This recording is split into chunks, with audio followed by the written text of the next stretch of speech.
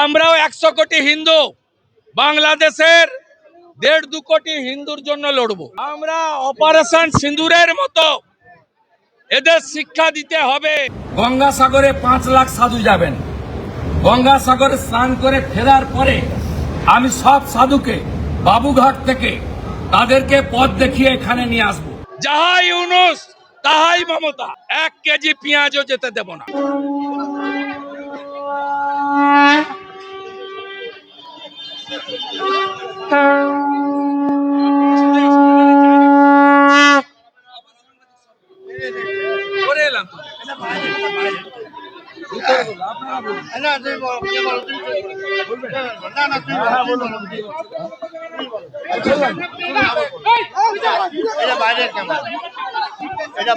আমরা জানতে চেয়েছি, আমি রায় বলেছি রোহিঙ্গা মুসলমানকে কক্সবাজারে রেখেছিলেন কেন? মুসলমান বলে তো। ইসরায়েল গাজার ইহুদিদের বাঁচাতে লড়াই করেছিল। আমরাও 100 কোটি হিন্দু বাংলাদেশের 1.5-2 কোটি হিন্দুর জন্য লড়বো। পরিষ্কার কথা। আমরা অপারেশন সিঁদুরের মতো এদের শিক্ষা দিতে হবে, এই দাবি চাই। বলেছে আমাদের কাছে আত্মসমর্পণ করে 10 জনকে গ্রেফতার করেছে, বলেছে বিচার হবে, জামিন হবে না। বলেছে বাংলাদেশ সরকার দায়িত্ব নিয়েছে দীপু চন্দ্র দাসের পরিবারের, কিন্তু নন স্টপ চলছে। আমরা সবাই বলবো 100 কোটি হিন্দু আমরা চুপ থাকতে পারি না। বাংলাদেশে হিন্দু রক্ষা করতে হবে। 4 দিন ধরে মিট করেনি, ভয়ে মিট করেছে। দেখুন সাধুরা এসছে, দেখুন কি করেছে। দেখুন রাস্তা খুঁড়ে কি করেছে। দেখুন এই পুলিশকে আরজি করে আপনি পাননি। এই ধুলিয়ান শমশেরগঞ্জে হরগোবিন্দ দাস, চন্দন দাসকে খুনের সময় পাননি। যাহাই ইউনুস তাহাই মমতা। আমরা তুলব হিন্দু শক্তি, সংঘ শক্তি, আমরা প্রমাণ করব।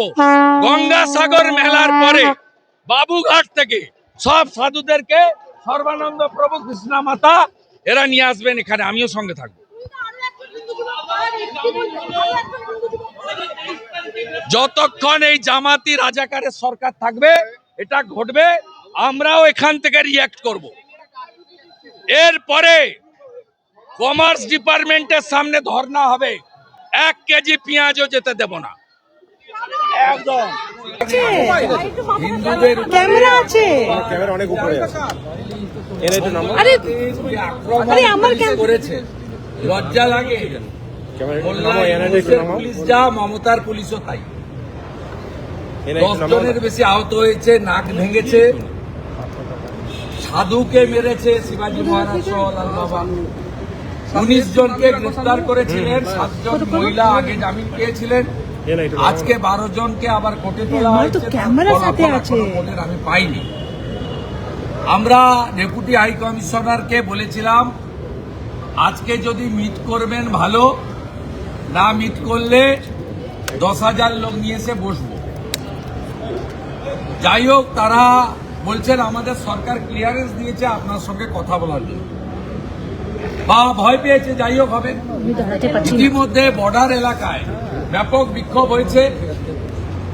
আমরা আজকে এখানে জানতে এসেছিলাম দীপু চন্দ্র দাসের অপরাধ কি। দেখাতে পারেনি, বলতে পারেনি। দীপু চন্দ্র দাস ফেসবুক তো দূরের কথা, হোয়াটসঅ্যাপ তো দূরের কথা, 250 টাকার ছোট মোবাইল ব্যবহার করত। সম্পূর্ণভাবে ধর্মীয় স্লোগান দিয়ে বাংলাদেশকে হিন্দু শূন্য করার জন্য তাকে মেরেছে এবং পুলিশের হেফাজত থেকে ওই জিহাদি জঙ্গিদের হাতে তুলে দেওয়া হয়েছে, আদমরা করে পুড়িয়ে দিয়েছে। উনারা বললেন 10 জনকে অ্যারেস্ট করেছে। আমাদের মহারাজরা বলেছেন তাহলে বেল পেয়ে যাবেন। আমাদের এই যে প্রভুর মহারাজ ছিলেন, বলেছেন বেল পেয়ে যাবেন। ওনারা বললেন বিচার না হওয়া পর্যন্ত বেল পাবেন না, আপনাদের আমরা আশ্বস্ত করছি। দ্বিতীয়, আমরা বলেছি মৃত্যুর কোনো ক্ষতিপূরণ হয় না। আপনারা ক্ষতিপূরণ কি করছেন না রাষ্ট্র দায়িত্ব নিয়েছে ওনার পরিবারে। আমরা কি দায়িত্ব নিয়েছেন পাবলিকলি জানান, আমাদের নাইবা জানাবেন। আমরা পরিষ্কার বলেছি যেটা বন্ধ হবে কবে, বন্ধ হবে কবে, হিন্দু নির্যাতন বন্ধ কবে হবে। প্রভুরা বলেছেন চিন্ময় প্রভুকে কোন অপরাধে 2 বছর জেলে রেখেছেন, 1.5 বছর। উত্তর ওনাদের লিমিটেশন আছে, ডেপুটি হাই কমিশনার কতটা উত্তর দেবে। তবুও অনেকগুলো কথায় উত্তর দিতে পারেননি। সাধু সমাজ যারা আমার সঙ্গে ছিলেন আজকে, তারাও অত্যন্ত ব্যথিত কণ্ঠে বলেছেন যে এটা বন্ধ না হলে আমরা রিয়াক্ট করব। আমি উদাহরণ দিয়েছি, গাজাতে যে লড়াই ইসরায়েল করছে কেন, ইহুদিদের বাঁচানোর জন্য। ইরান সহ ইসলামিক কান্ট্রি প্যালেস্টাইনকে সাহায্য করছে কেন, যেহেতু প্যালেস্টাইন ইসলামিক কান্ট্রি, এটা ধর্মীয় কারণে। আমি প্রশ্ন করেছি বাংলাদেশ সরকারকে যে আগের প্রধানমন্ত্রী হাসিনা ওয়াজেদ রোহিঙ্গা মুসলমানদের কক্সবাজারে থাকতে দিয়েছিলেন কেন, মুসলমান বলে। তাহলে ওপারে 2 কোটি হিন্দু আছে, তারা মার খাবে, পুড়িয়ে দেবেন যুবক ছেলেগুলোকে। এইটুকুটুকু বাচ্চা, তরতাজা সুন্দর সুন্দর যুবক ছেলে, তাদেরকে পুড়িয়ে মারবেন। আর এপারের 100 কোটি হিন্দু বসে বসে দেখবে। এই জিনিস হতে পারে না, হতে পারে না। আমি আপনাকে বললাম, খালা মমতা যত প্রাচীর করে পুলিশ করে রাখুক, ব্যবস্থা যদি না নেয়, নতুন বছরে এই সব গুলোকে তুলে ফেলে দেব। যেমন যুব ভারতীতে মেসির দিন যুবকদের, ইয়াং জেনারেশনের তারা দেখেছে, রাজীব কুমাররা ছুটে পালিয়েছে, আমরা এখানে দেখিয়ে দেব বলে গেলাম। আর আজকে 1000 সাধু এসেছেন, 300 নাগা সন্ন্যাসী। গঙ্গাসাগরে 5 লাখ সাধু যাবেন। গঙ্গাসাগরে স্নান করে ফেরার পরে আমি সব সাধুকে বাবুঘাট থেকে তাদেরকে পথ দেখিয়ে এখানে নিয়ে আসব। কলকাতা পুলিশের কত ক্ষমতা আছে মনোজ বার্মার, ওই দিন দেখা হবে।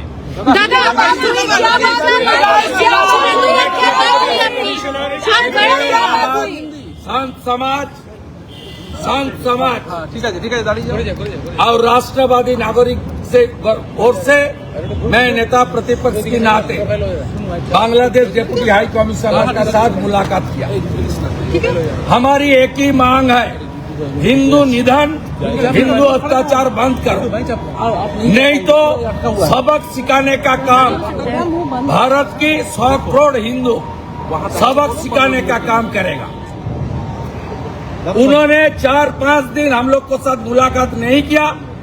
मुल्ला यूनुस जा कर रहा है, यहाँ ममता खाला एक ही काम कर रहा है, जो प्रोटेस्टर है उनके ऊपर पुलिस को देकर पीटपाट करना, अरेस्ट करना, नॉन अवेलेबल सेक्शन लगाना, और किस तरीके से प्राचीर बना दिया। देखिए, स्टील का प्राचीर बना दिया।